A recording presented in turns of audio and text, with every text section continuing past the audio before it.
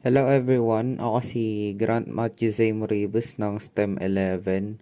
So, ngayon ituturo ko sa inyo ang Precalculus Pythagorean Identities. So, magsisimula tayo sa dapat maging aware kayo sa basics katulad ng sin squared theta plus cosine theta equals 1. 1 plus tan squared theta equals to sec squared theta. 1 plus cot squared theta equals to cosecant squared theta.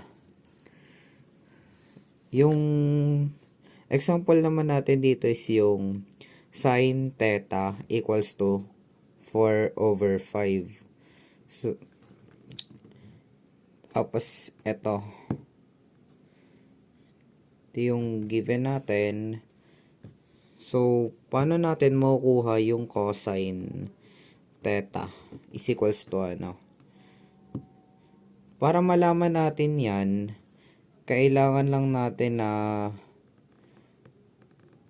sin squared theta is equals to cosine theta equals 1.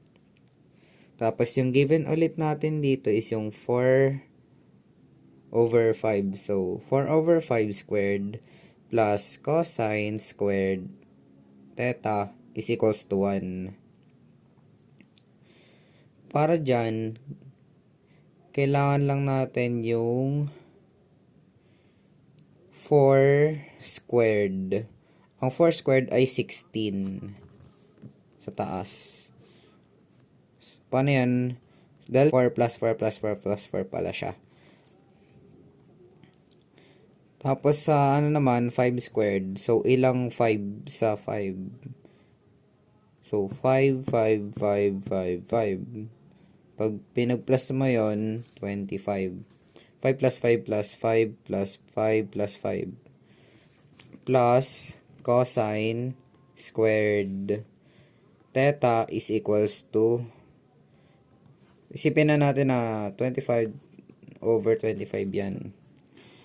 So, cosine theta is equals to 25 over 25 minus yung kanina dito na pinag-squared natin is 16 over 25.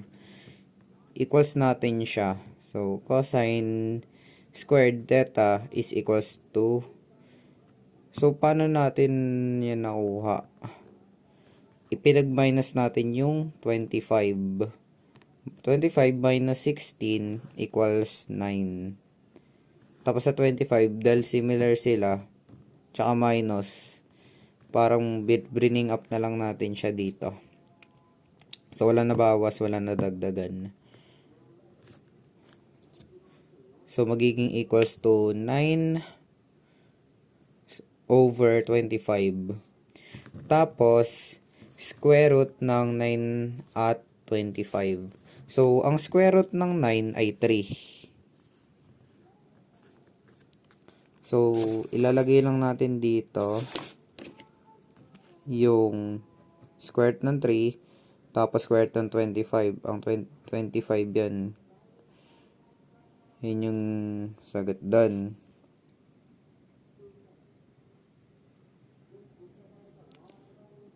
Tapos, paano naman natin malalaman kung positive or negative siya? Need lang natin tignan ang angles para malaman kung positive or negative. Diyan mo malalaman kung positive or negative siya. Dahil quadric 1 tayo, sa positive tayo. So, ang sagot natin is cosine theta is equals to positive 3 at 5. Yan. So, I hope na gets nyo. Salamat sa panonood.